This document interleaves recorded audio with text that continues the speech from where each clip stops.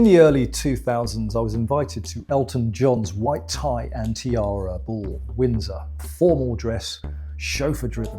A world I didn't feel that I really belonged to. Upon arriving, I met Sir Elton himself, an absolute legend. The evening was extraordinary, incredible food, the biggest stars in the industry. And then we were ushered through to the garden, and I found myself standing very close to someone I had long admired, a performer, someone whose presence just radiated warmth and light, and I froze.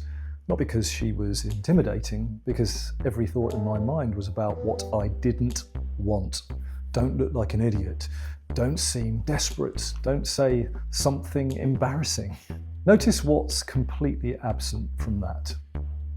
Any thought about what I actually wanted to achieve.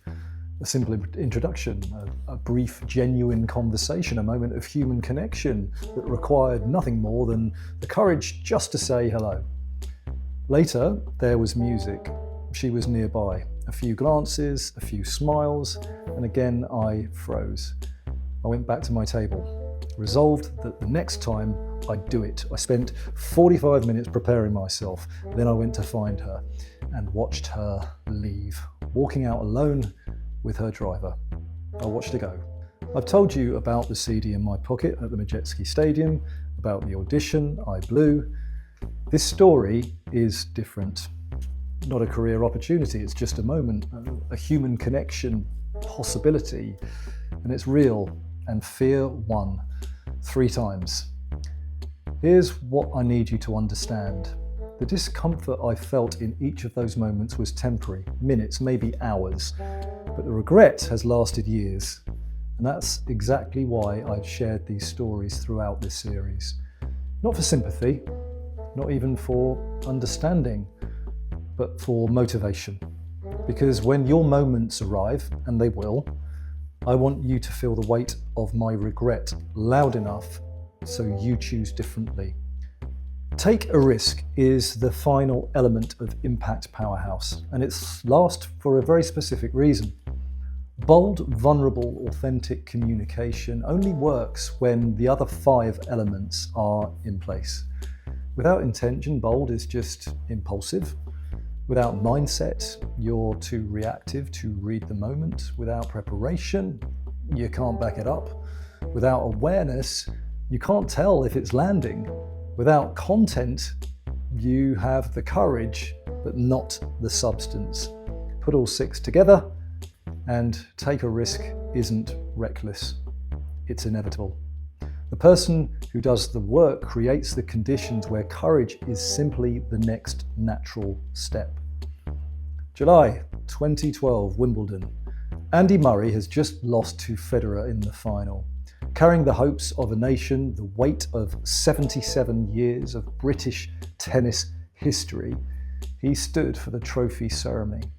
And he did something that was utterly unprecedented.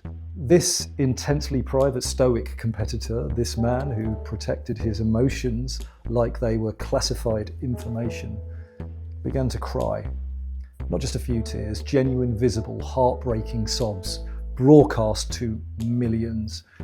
When they handed him the microphone, he said, "I'm getting closer." Then silence, a long silence, the weight of every year pressing down. "I'm going to try this and it's not going to be easy." He could have composed himself, delivered the professional speech, protected his image. Instead, he let millions of people see exactly how much it meant.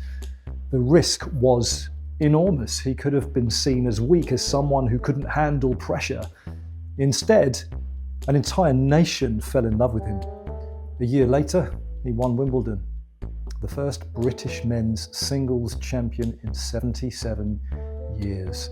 His willingness to show vulnerability didn't undermine him. It made the eventual victory one of the greatest sporting moments in British history. Let me take you back through everything we've covered in this series. Intention. Everything starts with knowing what you want to create, not what you want to say, what you want them to think, feel, do, and remember. Mindset. Confidence isn't something you either have or you don't. It's a state your nervous system can learn to access on demand. Preparation. Go beyond your content. Prepare the vehicle that delivers it. Voice, body, emotion, mind. Awareness. Stop performing at people. Start being genuinely present with them. Read the room. Adapt in real time. Content. Data informs, story transforms. Make them the hero. Build the mountain from the summit. Take a risk. Say what needs to be said. Ask what needs to be asked. Risk genuine human connection in service of something that matters. These 6 elements don't add up linearly. They compound. Each one amplifies the others. Together, they create something that is more than the sum of its parts. The communicator who changes rooms. Not the loudest person, not the most polished, not the one with the best slides.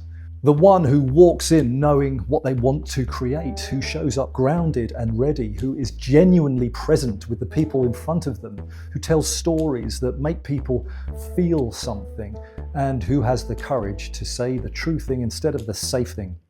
I want to paint you a picture. A version of you that walks into that pitch not hoping it goes well, but knowing what you are there to create. A version of you who doesn't freeze in high-stakes rooms because your nervous system has learnt the route back to confidence. A version of you who prepares so completely that when you open your mouth, the content and the communicator are one. A version of you who reads the room in real time, who notices when someone's disengaged and has the skill to bring them back. A version of you who tells stories that make people see themselves in your message. And a version of you who says the brave thing, asks the honest question, risks the real conversation. That version isn't some fantasy self. It's already inside of you. It emerges when you do the work consistently, especially when it feels risky or uncomfortable. I've shared some of the most personal stories of my life in this series. The audition that I blew the CD in my pocket, the Elton John party, the night on stage in Buxton. I've shared them because I needed you to feel the weight of those moments. Not so that you'd feel sorry for me, so that when your version of these moments arrives, and they will, you remember what it cost me to play it safe. And you choose differently. The Impact Powerhouse framework is your map. Impact AI is your daily practice partner. The app is your system. And the book, well, that's coming soon. That is the full deep dive. But all of it only works if you choose to use it. Before that next meeting that matters, before the pitch, before the difficult conversation, before you walk into the room with the CD in your pocket, your moments are coming. So be ready for them. Choose to become an Impact Powerhouse. All of the links are in the description, so thank you for watching.